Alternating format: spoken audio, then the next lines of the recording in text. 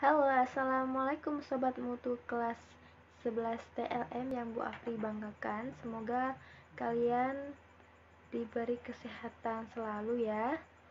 Nah, kali ini di pertemuan minggu kedua pada materi hematologi, di sini Bu Afri akan membahas masalah transfusi darah.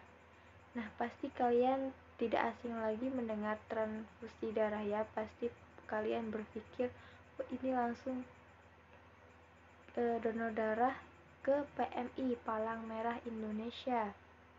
Nah, sebelum kita memulai pelajaran, terlebih dahulu kita berdoa agar materi yang kalian dapat hari ini semoga bermanfaat ya. Oke, berdoa dimulai.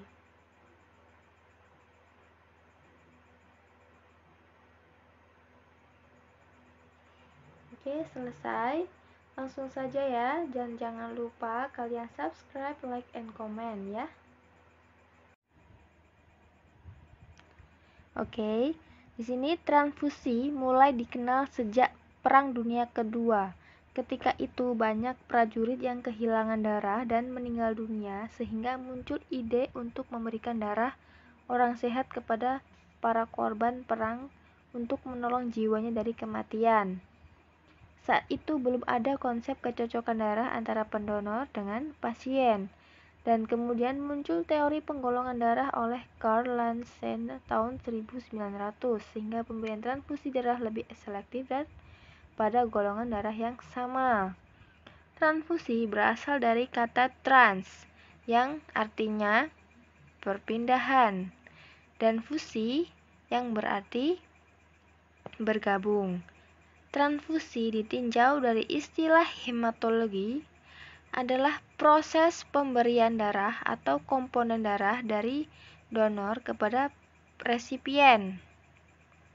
Jadi donor ini adalah penyumbangnya dan resipien ini adalah pasien yang menerima. Adapun secara teori medis, transfusi merupakan proses mentransfer darah atau produk berbasis darah dari satu orang sehat ke dalam sistem peredaran darah orang lain.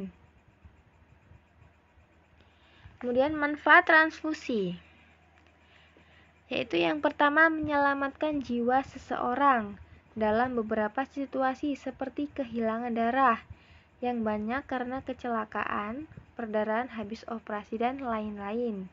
Kemudian yang kedua, pengobatan beberapa penyakit, misalnya anemia, trombositopenia, hemofilia.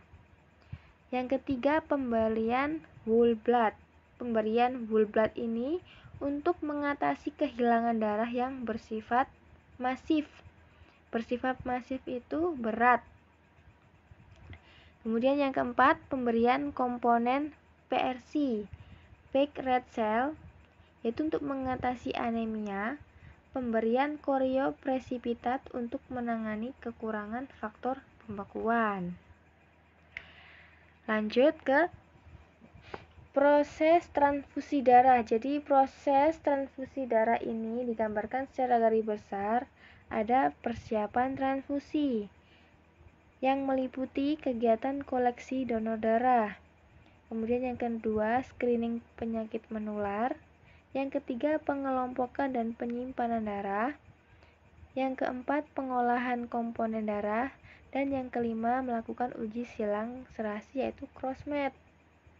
Jadi yang pertama, kalian datang ke PMI, kalian melakukan donor darah. Kemudian setelah itu darah kalian akan di screening, yaitu dilakukan pemeriksaan IMS, infeksi menular seksual, semisal HIV, hepatitis, kemudian apa lagi? Masih banyak ya.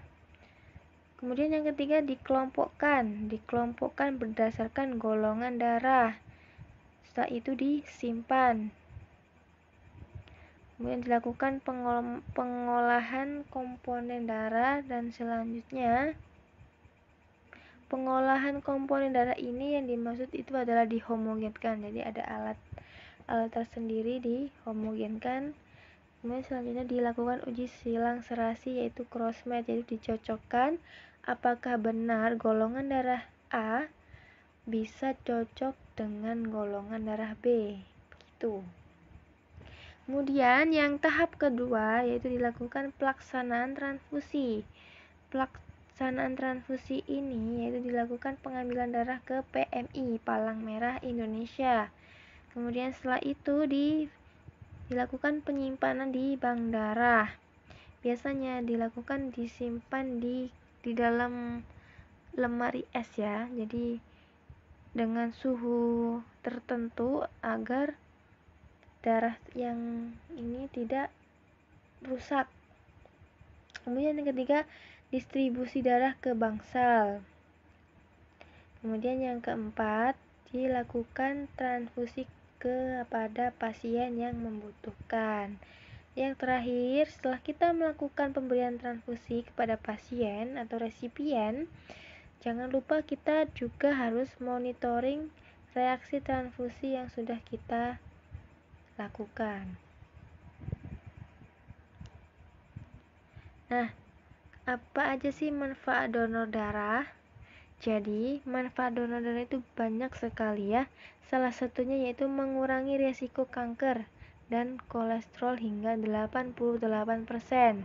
Kemudian yang kedua, membuat pendonor secara psikologis agar segar kembali. Yang ketiga, merangsang pembentukan sel darah baru.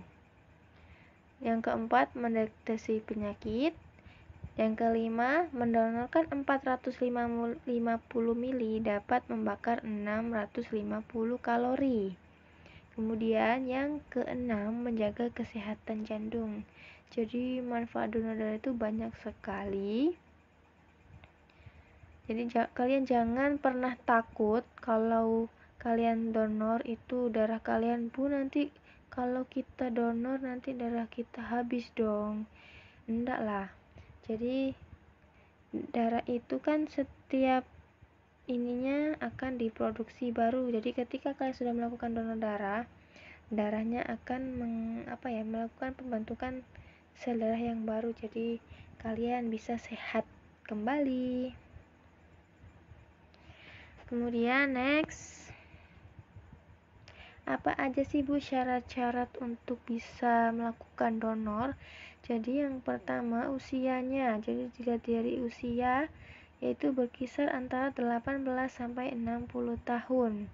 Kemudian berat badan minimal kurang lebih sama dengan 40 kilo, 45 kilo ya, maaf.